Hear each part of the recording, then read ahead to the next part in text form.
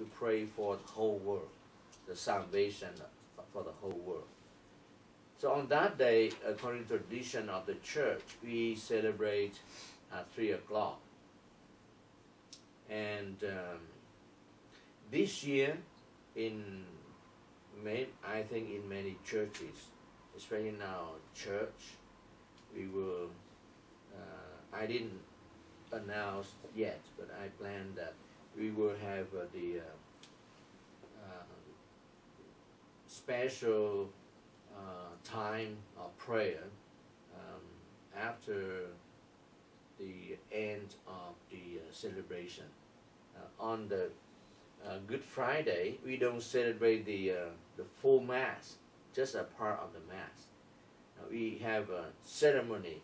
We don't have the Mass, so we don't use the term Mass. We have a Mass on Good Friday. No, just a part of the Mass. So we use the term ceremony, ceremony of the Passion of Christ. And after the end of the ceremony, we have the Eucharistic adoration until the Holy Saturday Vision. We can adore Jesus, the Eucharist, until that time. I would say by 4 p.m. I would say. And however, according to the instruction of the church, we should not adore Jesus solemnly after midnight on the Good Friday. So we can adore Jesus like we gather together as a group and we say the prayer together. Solemnly, it means that we say, I understand that we say the prayer together as a group, even though 100, 200 people is still there after midnight, but we don't say prayer together. We just say a prayer individually. And this year I plan to ask a number of sodality to sign up for a certain time after the end of the ceremony on the Good Friday to adore Jesus, the Eucharist.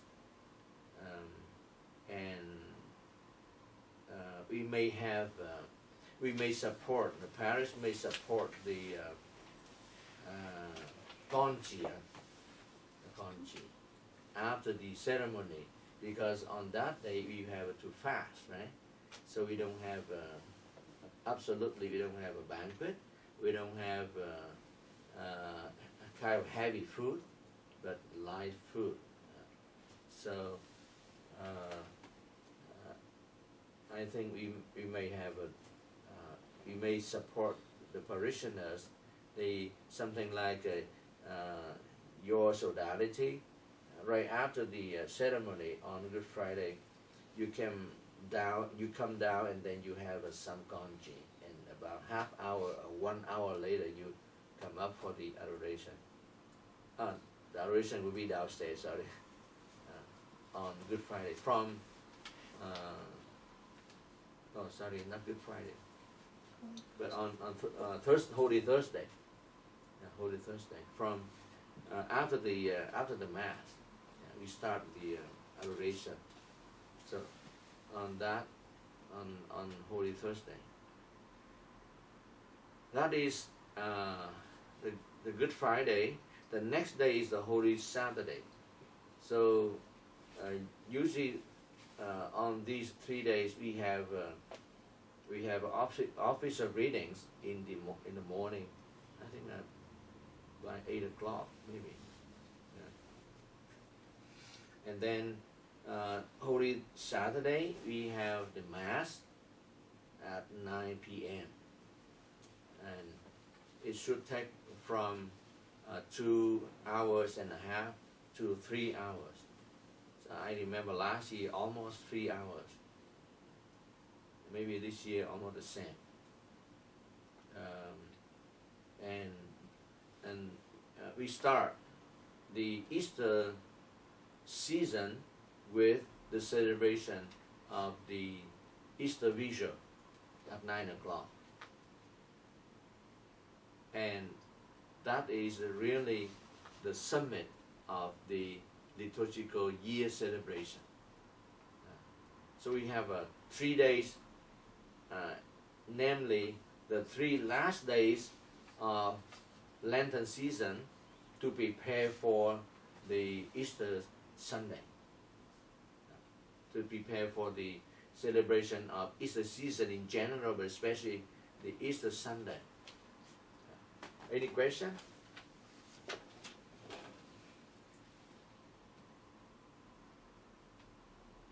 It's okay, Doris? Clear, right? I try to go slowly. Okay. Now the second part, the spiritual warfare.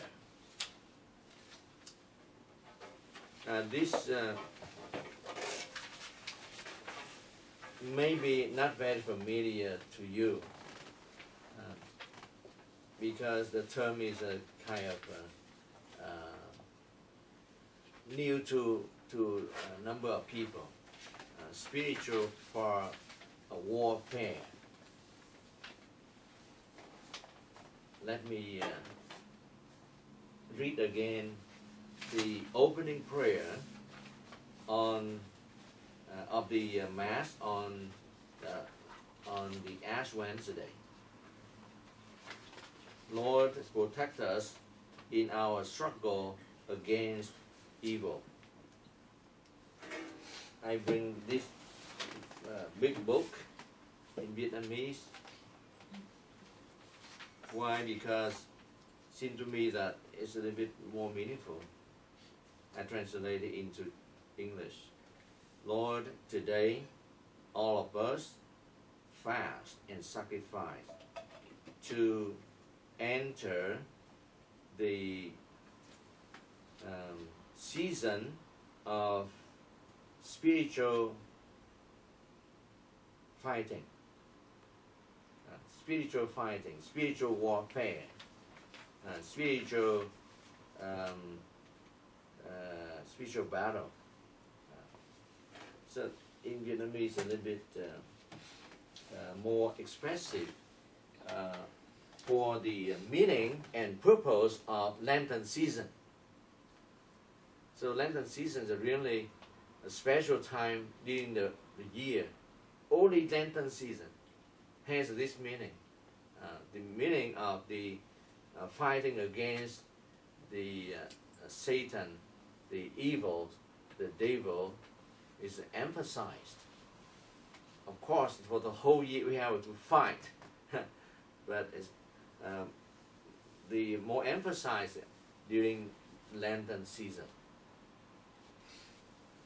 And that's why I like to share with you about the spiritual warfare. This should take a long time for us to learn, but today I just explain a little bit. Maybe the text of maybe you go through 3 references in the Bible. The first reference is from the book of Genesis. The Lord God then called to the man and asked him, "Where are you?" He answered, "I heard you in the garden, but I was afraid because I was naked.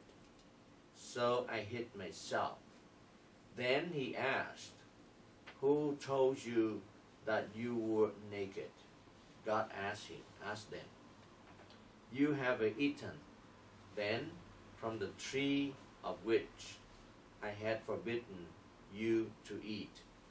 So I just remind, in case someone don't know what is the story from. This is story from the fall of our ancestor Adam